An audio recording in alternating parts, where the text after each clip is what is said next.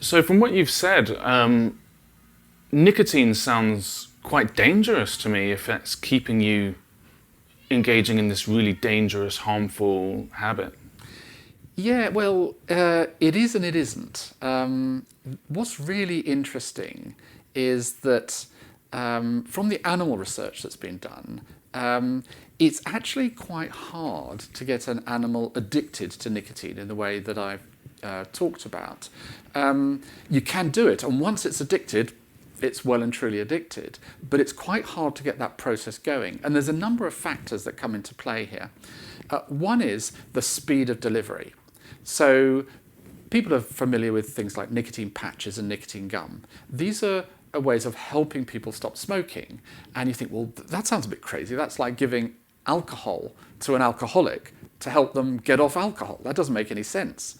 But it does, because the critical difference between nicotine patches, nicotine gum, and these other nicotine products and smoking is that with smoking, you've got very, very rapid delivery of nicotine. It's like smoking crack cocaine versus chewing coca leaves. That's that kind of difference. Coca leaves, you get slow absorption and it's a stimulant, and yes, it does have some addictive potential. Crack cocaine, highly addictive. So cigarettes, highly addictive because you get the nicotine absorbed very rapidly through the lungs, going straight to the brain within a few seconds. With, at the other extreme, nicotine patches, the nicotine levels actually rise over a very, very slow period of time, about several hours, in fact.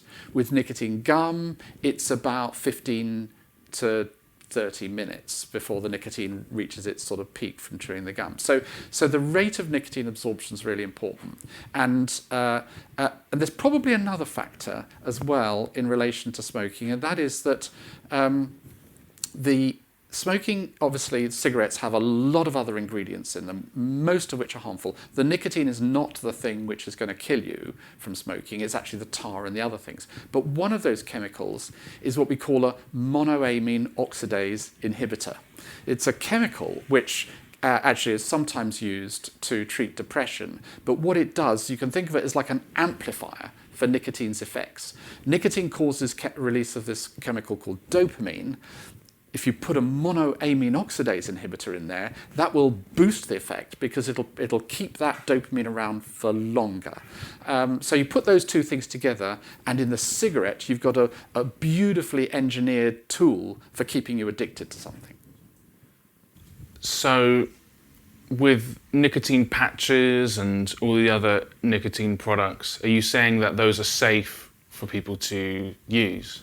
Well, in terms of the physical health for effects of smoking, the nicotine is not what's driving most of the problems. It's the constituents of the tar and the carbon monoxide, which is a gas which you get in cigarette smoke, which is causing the problem. So the tar contains lots of cancer-causing chemicals and other chemicals which damage your cardiovascular system, your heart and your circulation, as well as your lungs.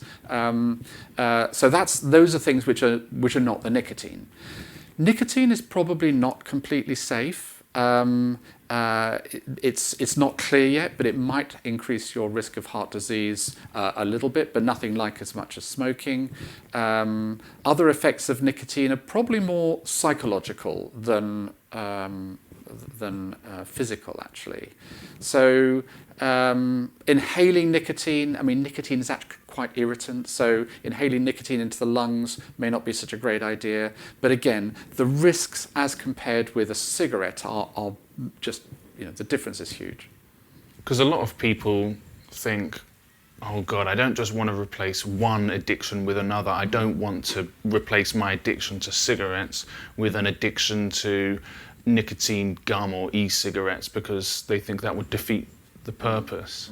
What do you say to it? Well, it doesn't defeat the purpose for two reasons. One is that the health effects of nicotine and things like e-cigarettes are massively lower than they are for cigarettes, even if they're not completely safe. But the other thing is that even with e-cigarettes, most of the e-cigarettes actually deliver nicotine much more slowly than a cigarette does. And so I think the evidence is that they're going to be less addictive, and actually down the line you're going to find it easier to come off the e-cigarette than you would have to come off a cigarette. So for a lot of people, for example, who are using nicotine patches or nicotine gum, they'll use patches or gum for months, sometimes years, but eventually they do actually stop. And I think that'll probably be what happens with e-cigarettes.